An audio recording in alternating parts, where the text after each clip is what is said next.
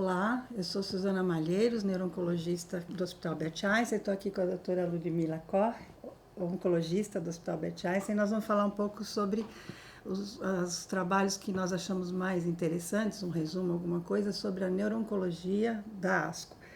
Ludi, vamos falar sobre os gliomas, o que você achou de mais interessante dos trabalhos? O primeiro trabalho que eu vou comentar é um trabalho prospectivo, randomizado, de fase 3, do grupo europeu, é ORTC. É um trabalho que já teve uma primeira análise, agora, na verdade, a gente teve uma segunda análise baseado aí no perfil molecular desses pacientes. É um trabalho que tem 4 braços. Então, é um braço que tem radioterapia, outro braço que tem radioterapia seguida de temozolomida, e outros 2 braços que tem radioterapia concomitante com temozolomida e o outro braço que tem a concomitância mais adjuvância. A gente já teve os dados prévios mostrando então que a adjuvância com temozolomida para esses pacientes portadores então de gliomas, de astrocitomas na verdade, e DH mutados não codeletados, a gente teve aí uma apresentação inicial que mostrava benefício para toda a população. Agora, nessa análise interina baseada no perfil molecular, os pacientes que foram IDH selvagem não tiveram o benefício da adjuvância. E o dado que foi demonstrado aqui nesse trabalho foi o dado sobre a concomitância. A concomitância não teve benefício para esses pacientes. Então, a gente tem aí então esse dado novo sobre a concomitância. O outro trabalho que foi apresentado, na verdade, também foi um trabalho baseado no perfil molecular, mas é um dado retrospectivo do trabalho já apresentado para os pacientes portadores de gliomas de baixo grau, de alto risco, o RTOG 9802, mostrando então um benefício de PCV seguido de radioterapia para aqueles pacientes IDH mutados, codeletados e não codeletados. Para aqueles pacientes também IDH selvagem, não houve benefício. O interessante é que nós vemos que os pacientes IDH selvagens são um grupo aí que aparentemente responde mal a todas as opções que nós temos de terapêutica. Nós temos que lembrar, primeiro, que o estudo, a avaliação do RTOG é uma análise interina, poucos pacientes tinham realmente o estudo molecular para ser avaliado, então isso é uma falha. E no estudo CATNO também nós temos, na verdade, são 4 braços iniciais, mas que com a análise molecular de IDH mutado ou não, viraram 8 braços. Isso realmente complica um pouco a análise estatística e a gente tem que interpretar isso com uma certa cautela. De qualquer forma, a gente tem que lembrar que esse grupo IDH selvagem é um grupo que é heterogêneo, né?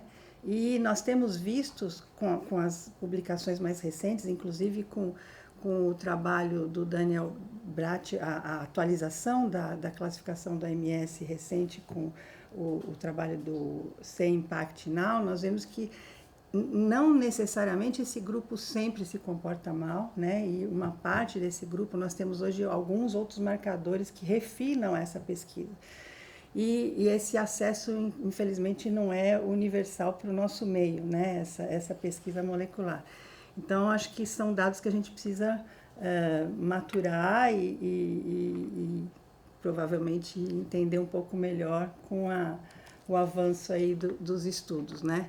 E de outros estudos que você presenciou aí na ASCO, acho que teve um estudo interessante também que talvez mude um pouco a prática ou levante essa dúvida sobre a duração da temozolomida adjuvante. Você quer comentar isso? A gente teve um estudo de um grupo espanhol, um estudo fase 2B, com mais de 150 pacientes, sobre o benefício da não extensão da temozolomida por mais que 6 meses.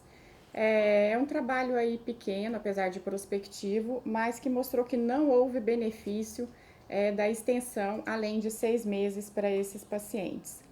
A gente teve outros estudos já retrospectivos fazendo essa mesma análise, que também não houve demonstração de benefício além dos 6 meses, mas em contrapartida o estudo que foi apresentado aqui, o CATNO, levou em consideração 12 meses. A gente também tem trabalhos aí de 6 meses em pacientes idosos, mas era com outro regime de radioterapia. Eu acho que a gente ainda tem algumas dúvidas a respeito de adotar como prática clínica a interrupção do tratamento com 6 meses, sabendo, né, que o glioblastoma é uma doença com difícil prognóstico. Eu acho que a gente ainda não adotará como prática clínica essa interrupção de 6 meses. Eu acho que a gente vai individualizar o tratamento aí para algum grupo de pacientes. Qual que é a impressão? Talvez o paciente que tenha uma ressecção boa, que não tenha doença mensurável e que tenha um prognóstico favorável, né? Acho que esse paciente realmente interromper com 6 meses fica adequado, aliás, o estudo original. Mas realmente no paciente que mantém doença, né, e no final dos 6 meses a gente interromper esse tratamento talvez seja uma tarefa difícil ainda, tanto para o médico quanto para o paciente aceitar esse limite de 6 meses. Acho que realmente ainda a gente tem que individualizar, né, no sentido de que a gente talvez não tenha muitas outras alternativas para esses pacientes, né? E em relação à metástase, Lúdia, o que você viu assim de mais interessante no congresso? De metástases eu separei 3 trabalhos. Um trabalho foi uma apresentação, um estudo prospectivo de fase 3 com mais de 500 pacientes, em que ele comparou, o desfecho era sobre preservação neurocognitiva. Então ele fez uma comparação, um braço era radioterapia de encéfalo total mais memantina, e o outro braço seria então radioterapia de encéfalo total, memantina e proteção de hipocampo. Esse trabalho mostrou então um grande aumento aí de preservação neurocognitiva para os pacientes que tiveram adicionado então uma proteção hipocampal. Um outro estudo que a gente teve também, que foi uma novidade, foi a respeito de uma molécula nova que está sendo estudada, que é o larotrectinib, para pacientes que têm a fusão TRK. Esse trabalho incluiu tanto pacientes portadores de metástases, mas também pacientes portadores de tumores primários do sistema nervoso central, mostraram uma ótima resposta e uma resposta durável. Talvez, então, a perspectiva é que a pesquisa dessa fusão TRK esteja disponibilizada aí para todos os pacientes. A gente também teve um trabalho mostrando aí, um trabalho de fase 2, sobre o uso do bevacizumab naqueles pacientes, né, portadores de metástases que falharam a radioterapia de encéfalo total. E o trabalho foi positivo, mostrando então uma segurança do bevacizumab nesses pacientes. Claro que mais trabalhos são necessários, mas é uma opção também de tratamento para os pacientes então que falharam a radioterapia de encéfalo total.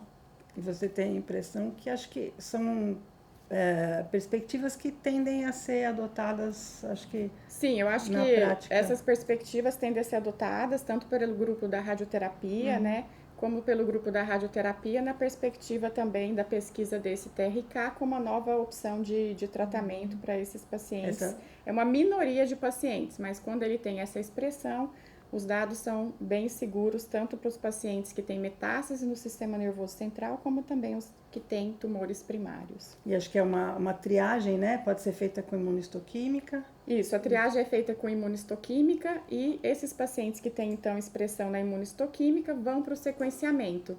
E existe aí, para os pacientes que têm a expressão positiva na imunistoquímica, uma grande chance de o sequenciamento também ser positivo e ser favorável com o uso dessa terapia. Interessante. E de perspectivas assim de glioma, que você achou mais interessante em termos de vacinas ou terapias-alvo? A gente teve várias apresentações nesse sentido, mas são estudos bem pequenos, né? Mas teve um estudo que foi bastante discutido, que foi um estudo de fase 2, baseado aí na pesquisa de um antígeno, que é a Survivin, nos pacientes portadores de glioblastoma recém-diagnosticados. Então, a vacina, né, para esse antígeno mostrou-se segura, com boa eficácia. Então, novos estudos nesse sentido serão desenvolvidos e também teve tratamentos aí com algumas moléculas para aqueles pacientes recorrentes ou pacientes que progrediram IDH mutados. mostrando também que essas moléculas também têm penetração no sistema nervoso central e com uma boa tolerância. São dados ainda pequenos, mas quando a gente se fala de neuro-oncologia, qualquer novidade já deixa a gente bastante entusiasmado para seguir nos estudos. Acho que nós temos ainda muito que explorar, né? Mas acho que o conhecimento molecular desses tumores é a peça-chave no momento para a gente conseguir entender essa doença, né?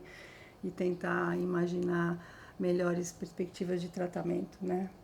E o que a gente precisa de englobar nessa pesquisa aí molecular, né, no nosso meio, no Brasil, que tem tantas disparidades ainda na questão das análises moleculares e na padronização, né, dessa análise. Sim, isso é muito importante, acho. Acho que é isso, então. Acho que